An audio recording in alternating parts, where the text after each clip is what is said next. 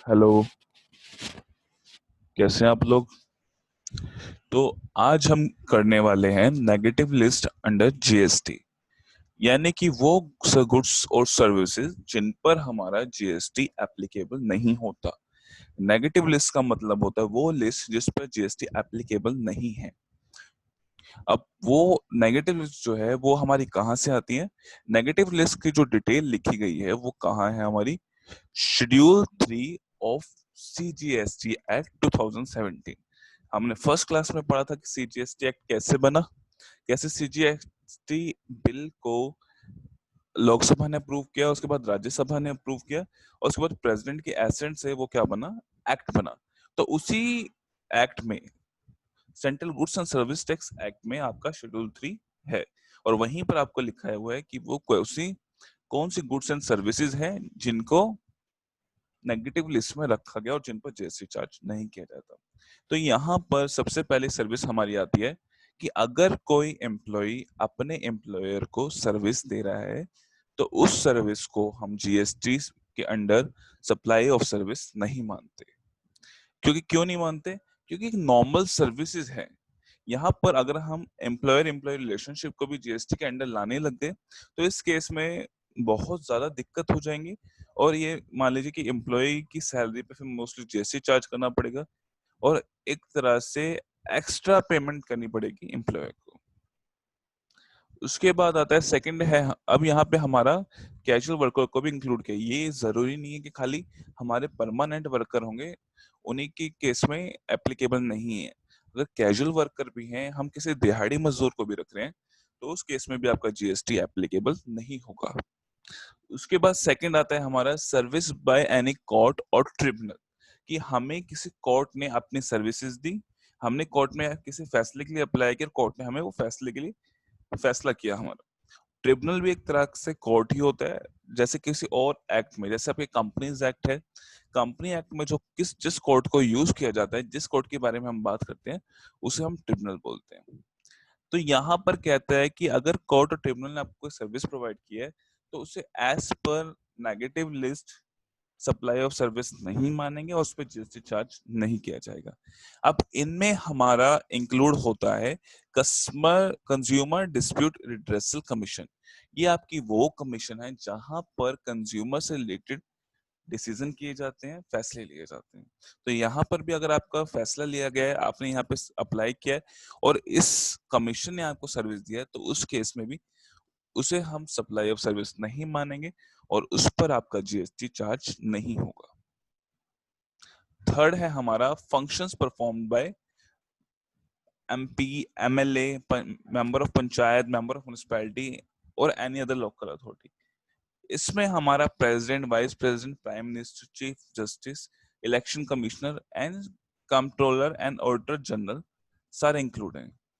यहाँ पर इनडायरेक्टली ये बोला गया है कि वो लोग जिनके बारे में कॉन्स्टिट्यूशन में लिखा गया है, जो लोग क्या कर रहे हैं, एक इंडियन गवर्नमेंट में कुछ रोल प्ले कर रहे हैं, कुछ मेन रोल प्ले कर रहे हैं, तो उनको, उनके द्वारा दी गई सर्विस को हम जीएसटी के अंडर नहीं मानते, उनके द्वारा दी गई सर्विस को हम सप्लाई ऑफ सर्विस नहीं मानते, और उन सर्विस पर हमारा जीएसटी चार्ज नहीं होता। ये सर्विस हमारी कौन कौन सी है? जो कि हमारे मेंबर ऑफ पार्लियामेंट ने हमें दी, मेंबर ऑफ लेजिस्लेटिव असेंबली ने हमें दी, मेंबर ऑफ पंचायत हो गए, मेंबर ऑफ म्युनिसिपैलिटी हो गई, लोकल अथॉरिटी हो गई, हमारे प्रेसिडेंट साहब हो गए, हमारे वाइस प्रेसिडेंट हो गए, हमारे प्राइम मिनिस्टर हो गए, हमारे चीफ मिनिस्टर हो गए, या चीफ जस्टिस हो गए, या इलेक्शन कमिश्नर हो गए, या सीएजी हो गए। ये सारे इन चीज इस पर्टिकुलर स्टेटस के अंडर रखे गए हैं, और इनके द्वारा दी गई सर्विसेज पर कभी जीएसटी चार्ज नहीं किया जाता। उसके बाद आता है हमारा सर्विस ऑफ फ्यूनरल, बरियल, क्रिमाटोरियम और mortuary, including transportation of deceased. यहाँ पे क्या कहा गया है कि मरने के बाद जो भी आपकी क्रियाक्रम के लिए जो भी एक्टिविटीज को परफॉर्म किया जाता है, चाहे आपको जलाया जाए, चाहे आपको दफनाया जाए, जो भी एक्टिविटीज आपकी परफॉर्म की जाती हैं, जो भी सर्विस दी जाती है, वो सर्विसेज आपके क्या हैं, उनको सप्लाई ऑफ सर्विस नहीं मानते और उस पर जीएसटी अप्लाई नहीं होता है। यहाँ तक कि अगर किसी ने डिकीज जो मर चुका है उसको ट्रांसपोर्ट किया, जैसे जो एम्बुलेंस है, मरने के बाद जो पर्सन जो मरा है, जिसकी डेथ हुई है, उसको छोड़ने आती है, तो उस केस में वो एम्बुलेंस भी जीएसटी चार्ज नहीं करेगी, उसके द्वारा दी गई सर्विस को सप्लाई ऑफ सर्विस नहीं मानेंगे और वो भी जीएसटी चार्ज नहीं कर सकते। उसके बाद आता है हमारा next point, sale of land and building. कि अगर आपने क्या किया है, लैंड या बिल्डिंग या लैंड या बिल्डिंग या लैंड एंड बिल्डिंग दोनों को अगर आपने सेल किया है, तो उस केस में आपका इस सेल को सप्लाई ऑफ गुड्स नहीं माना जाएगा और इस पर जीएसटी आपका चार्ज नहीं किया जाएगा। क्योंकि नॉर्मली आप देखते हैं, नॉर्मली हमने गुड्स की डेफिनेशन पढ़ी थी। गुड्स की डेफिनेशन में हमारा डेफिनेशन क्या थी, any kind of movable property, यानी कि वो प्रॉपर्टी जो मूव कर सकती है, जबकि आपका लैंड एंड बिल्डिंग मूवेबल नहीं है। और जैसे कि आपको पता था कि हमने बोला था कि we cannot charge GST on any goods other than goods और सर्विसेज, कि हम गुड्स और सर्विसेज के अलावा किसी और चीज पर जीएसटी चार्ज नहीं कर सकते। तो ये गुड्स की डेफिनेशन में तो आता ही नहीं, और सर्विस की डेफिनेशन में ये वैसे ही नहीं आएगा, तो इसलिए इस पे हम जीएसटी चार्ज नहीं करेंगे। उसके बाद आता है हमारा actionable claim other than lottery, batting and gambling. यहाँ पर कहते हैं कि अगर आपके जो एक्शनेबल क्लेम है, किसको छोड़ के, लॉटरी को छोड़ के, बैटिंग को छोड़ के और गैम्बलिंग को छोड़ के। जैसे कि एक्शनेबल क्लेम का मतलब क्या है, कि मेरे पास राइट है कि मैं किसी से कुछ पैसा ले सकता हूँ, मैं किसी से रिकवर कर सकता हूँ कुछ सम अमाउंट ऑफ मनी, तो उसे हम एक्शनेबल क्लेम बोलते हैं। और यहाँ पर नेगेटिव लिस्ट में सारे एक्शनेबल क्लेम आएंगे, लेकिन कौन से नहीं आएंगे, लॉटरी के, बैटिंग के और गैम्बलिंग के। अब यहाँ पे एक्शनेबल क्लेम का हम एग्जांपल लेते हैं, right to recover insurance money. यहाँ पर हमने क्या किया, हमारे पास राइट है कि हमने क्या किया, इंश्योरेंस कंपनी से हम क्या कर सकते हैं, मनी को रिसीव कर सकते हैं। क्यों? क्योंकि हमने क्या किया था, कोई इंश्योरेंस कॉन्ट्रैक्ट लिया होगा, और कॉन्ट्रैक्ट की कंडीशन पूरी होने पे हमारा ये राइट है कि हम उनसे क्या कर सकते हैं, इंश्योरेंस मनी ले सकते हैं। या फिर हम क्या कर सकते हैं, या फिर क्या है हमारा, क्लेम फॉर एरियर और फ्यूचर रेंट, कि हमने क्या किया है, किसी के साथ कॉन्ट्रैक्ट किया जिसकी वजह से हमारा रेंट पीछे से बढ़ गया, ये फ्यूचर में भी हमारा बढ़ेगा, तो जब हम उनसे वो रेंट को रिसीव करते हैं, हमारे पास राइट है कि हम उनसे रेंट को ले सकते हैं। तो वो हमारे हो गए एक्शनेबल क्लेम, यानी वो क्लेम जिनको हम ले सकते हैं, जो उनको इन्फोर्स हम कर सकते हैं। इसमें आपका अनसिक्योर्ड लोन भी आ गया, बिल ऑफ एक्सचेंज हो गया, बिल बैंक गारंटी हो गया। ठीक है। उसके बाद आता है हमारा last, supply of goods from a place non taxable territory to another place in non taxable territory. यहाँ पर कहा है कि आपने क्या किया, गुड्स को, सामान को एक प्लेस से जो कि नॉन टैक्सेबल टेरिटरी, जहाँ पे जीएसटी अप्लाई नहीं होता है, से दूसरे प्लेस पे ट्रांसफर किया। वो भी कौन सा प्लेस है, नॉन टैक्सेबल टेरिटरी, जहाँ पर जीएसटी अप्लाई नहीं होता। जैसा कि आपको पता है, जीएसटी आपके पूरे इंडिया पे अप्लाई होता है। तो यहाँ पर बात की गई है कि अगर आपने क्या किया, परचेज भी इंडिया से बाहर किया और सेल भी अगर इंडिया के बाहर किया है, तो उस केस में आपकी इस गुड्स पर जीएसटी चार्ज नहीं किया जाएगा, क्योंकि आपने परचेज भी नॉन टैक्सेबल टेरिटरी में किया जहां पे जीएसटी नहीं लगता, और आपने सेल भी वहां पे किया है जहां पे जीएसटी नहीं लगता। तो यहाँ पर जीएसटी का कोई रोल ही नहीं है। जैसे हमने क्या किया, परचेज किया चाइना से, और उसको परचेज करके हमने कनाडा में सोल्ड कर दिया, ना चाइना में जीएसटी है ना कनाडा में जीएसटी है, तो उस केस में हमारा ये इन जीएसटी हम इसे सप्लाई ऑफ गुड्स नहीं मानेंगे और इस पर हमारा जीएसटी चार्ज नहीं होगा। अब नॉर्मली पहले क्या होता था, कि पहले एक्टिविटीज को लेके कंफ्यूजन थी कि किस एक्टिविटी को सप्लाई ऑफ गुड्स माने या किस एक्टिविटी को सप्लाई ऑफ सर्विस माने। जैसे आप रेस्टोरेंट सर्विस को ही ले लीजिए, रेस्टोरेंट सर्विस में आपको कुछ पार्ट गुड्स का होता है, जैसे आपको जो सामान मिलता है, जो आप खाते हैं, वो गुड्स है, जो लेकिन और साथ में क्या है, सर्विसेज भी आपके इंक्लूड है। जैसे कि जो सामान बनाया गया उसको शेफ ने बनाया, फिर उसको सर्व किया तो वेटर ने किया, तो यहाँ पर गुड्स एंड सर्विस दोनों इंक्लूड थे। और पहले वाले आपके वैट के कॉन्सेप्ट में दोनों पे आपका आपका गुड्स पे भी आपको टैक्स ले जाता था और सर्विस पे भी आपको टैक्स ले जाता था, यानी आपको डबल टैक्स पे करना पड़ता था। तो यहाँ पर जीएसटी के आने के बाद पर्टिकुलर यहाँ पे डिफाइन कर दिया है कि किन सर्विसेज को हम सप्लाई ऑफ गुड्स मान, किस एक्टिविटीज या ट्रांजेक्शन को हम सप्लाई ऑफ गुड्स मानेंगे या किन एक्टिविटी और ट्रांजेक्शन को हम सप्लाई ऑफ सर्विस। तो सबसे पहले हम यहाँ पे बात करते हैं transfer of title in goods, कि हमने क्या किया, कुछ भी सामान था, सामान का हक किसी और को दे दिया। सीधी सी बात है, सामान का हक किसी और को दे दिया यानी हमने सामान बेच दिया, तो उसे हम क्या मानेंगे, सप्लाई ऑफ गुड्स, कि हमने क्या किया है, गुड्स को बेच दिया। उसके बाद आता है हमारा transfer of right in goods, कि हमने क्या किया, अपने गुड्स को, अपने सामान को इस्तेमाल करने का अधिकार किसी और को दे दिया। हमने गुड्स का नहीं दिए, सामान का अधिकार नहीं दिया, सामान को इस्तेमाल करने का अधिकार दिया है। तो यहाँ पर हमने क्या किया, हमने सिर्फ एक राइट दिया है, हमने क्या किया, एक सर्विस परफॉर्म की है, ना कि हमने गुड्स को बेचा है। तो इसलिए इसे हम क्या मानेंगे, सप्लाई ऑफ सर्विस। उसके बाद आता है हमारा third, any transfer of title of in goods under agreement at future date, कि हमने क्या किया, हमने किसी के साथ एग्रीमेंट किया कि एक फ्यूचर डेट पे हम क्या करेंगे, जो भी सामान है उसे ट्रांसफर कर देंगे या उसे बेच देंगे।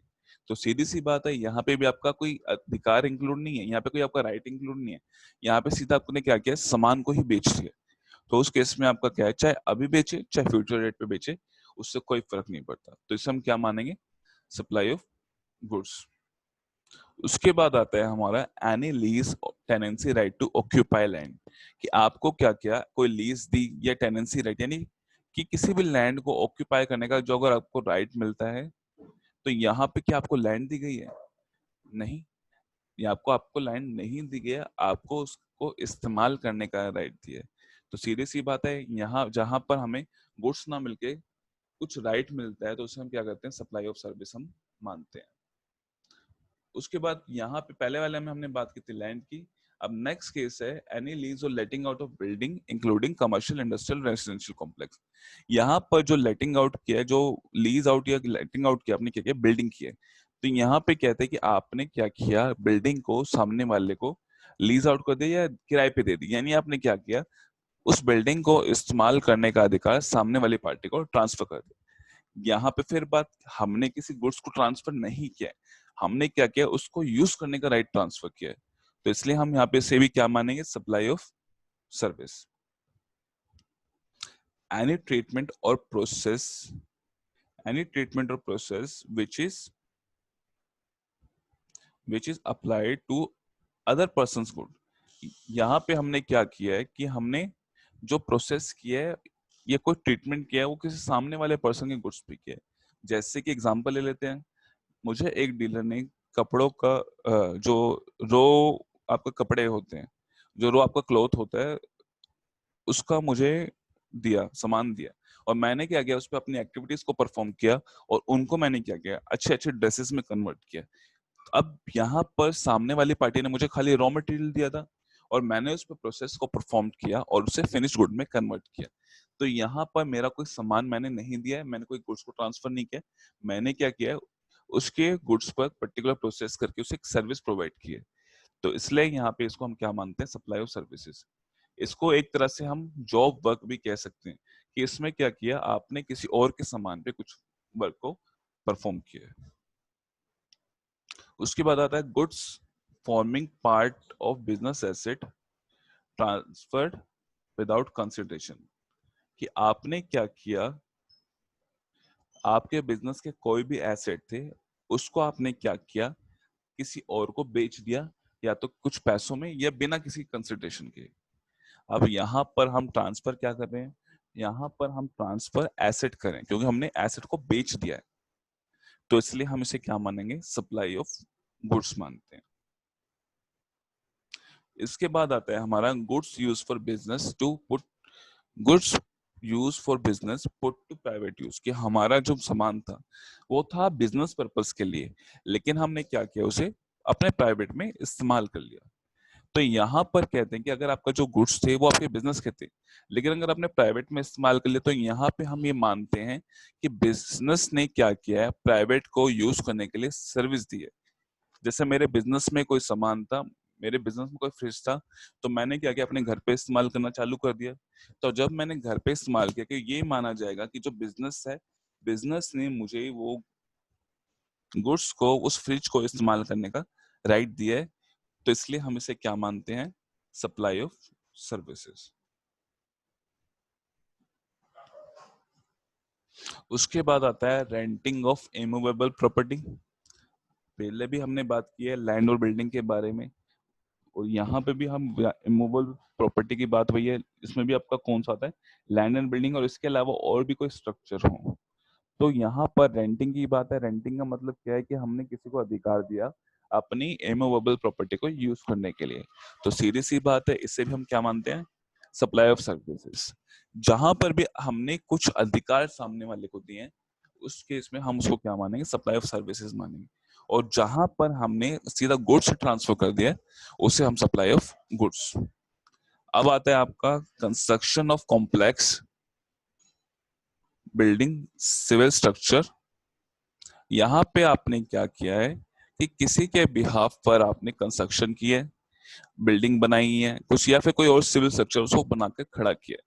तो यहाँ पे सीधी सी बात है, आपने क्या किया? सामने वाले को सर्विस दिया, उसकी लैंड पर पर्टिकुलर एक्टिविटी को परफॉर्म किया। जैसे पहले हमने बात की थी कि सामान किसी और का है, लेकिन उसमें हमने क्या किया? कुछ प्रोसेस परफॉर्म किए। तो सिंपल सी बात है, यहाँ पर लैंड किसी और की है और उसमें हमने क्या किया? कॉम्प्लेक्स बिल्डिंग या सिविल स्ट्रक्चर को हमने बनाया है। तो यहाँ पे इसको भी हम क्या मानेंगे? Supply of services. अब कंस्ट्रक्शन में आपका क्या इंक्लूड आता है? कंस्ट्रक्शन में आपका आता है एडिशन, कि आपने क्या किया? किसी चीज को बढ़ाया, या ऑल्ट्रेशन, या उसमें चेंज किया, या रिप्लेसमेंट, या उसको रिप्लेस किया, उसके यहाँ पे कुछ और चीज लाए, या रिमॉडलिंग, या उसको पूरा स्ट्रक्चर ही आपने चेंज कर दिया। आप पहले उसका था उस नॉर्मल स्ट्रक्चर था, पहले उसका स्ट्रक्चर था एक हॉस्पिटल की तरह, अब आपने उसको स्ट्रक्चर कर दिया एक स्कूल की तरह। तो मतलब एक पूरे स्ट्रक्चर को पूरा ही चेंज कर देना। तो यहाँ पे इसको हम क्या मानते हैं? Supply of services. उसके बाद आता है हमारा temporary transfer of permitting use of intellectual property. यहाँ पे आपने क्या किया है? अपनी इंटेलेक्चुअल प्रॉपर्टी यानी इंटेंजिबल एसेट्स को किसी सामने वाले पर्सन को या तो यूज करने के लिए दिया है, या टेम्परेरीली ट्रांसफर किया है। यहाँ पर सबसे पहली बात, आपने परमानेंटली ट्रांसफर नहीं किया है, और आपने किस लिए दिया? खाली उसको यूज करने के लिए दिया, उसको राइट यूज करने का एक राइट दे दिया या अधिकार दे दिया। और सीधी सी बात है, जब हम परमानेंटली गुड्स को ट्रांसफर नहीं करते और खाली राइट देते हैं, तो उसे हम क्या मानते हैं? Supply of services. उसके बाद आता है development, design, programming, customization, adaptation, upgradation of IT software. तो यहाँ पर हमने क्या किया है? आईटी सॉफ्टवेयर को बनाने के लिए डिफरेंट सर्विसेज को परफॉर्म किया। जैसे उसका डेवलपमेंट किया, उसका डिजाइन बनाया, उसकी प्रोग्रामिंग की, उसको किसी पर्टिकुलर बिजनेस के लिए कस्टमाइज किया। तो जितनी भी ये सर्विसेज आईटी सॉफ्टवेयर के लिए परफॉर्म की जाती हैं, तो इन्हें हम क्या मानते हैं? सप्लाई ऑफ सर्विस ही मानेंगे, ना कि यहाँ पे सप्लाई ऑफ गुड्स। इनको बिल्कुल नहीं मानेंगे। उसके बाद आता है agree to obligation to refrain from act. यहाँ नहीं कि यहाँ पे क्या, यानी कि यहाँ पे क्या हुआ है कि आपने किसी को क्या कहा था? आपने किसी को कुछ भी एक्ट करने के लिए मना कर दिया कि आप ये एक्ट नहीं परफॉर्म करेंगे, और उसके बदले में आपने उसको कुछ ना कुछ कंसिडरेशन दिया है। अब जैसे कि मैं एग्जांपल ले लेता हूँ। मैं किसी कंपनी में जॉब करता था, जॉब छोड़ने के बाद कंपनी ने मुझे कहा कि आप इस पर्टिकुलर सेगमेंट में जॉब नहीं करेंगे। तो मैंने कहा मैं क्यों नहीं करूंगा?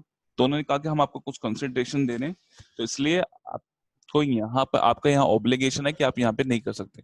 तो मैंने उनसे कंसिडरेशन ली, और बदले में मैंने प्रॉमिस किया कि मैं इस पर्टिकुलर एरिया में या किसी भी जो भी उन्होंने बताया उस चीज में जॉब या उस चीज वो एक्ट नहीं करूंगा। तो उसे हम क्या मानेंगे? Supply of services. क्यों? क्योंकि यहाँ पे हमने क्या किया? सर्विस परफॉर्म की है, हमने सामने वाले को सर्विस प्रोवाइड की है। तो आज के लिए हमारा इतना ही काफी है। बाकी हम करेंगे नेक्स्ट क्लास में। और हम अब क्या करेंगे? एक वीक में हमारी 4 क्लासेस आया करेंगी, और उस हिसाब से मैं आपको गाइड किया करूंगा। अगर आपके कोई भी डाउट है, तो आप मुझसे वो डाउट व्हाट्सएप ग्रुप पे पूछ सकते हैं। उसमें मेरा पर्सनल नंबर भी है, और आप चाहे तो मेरे पर्सनल नंबर पे भी मुझसे बात कर सकते हैं। Thank you.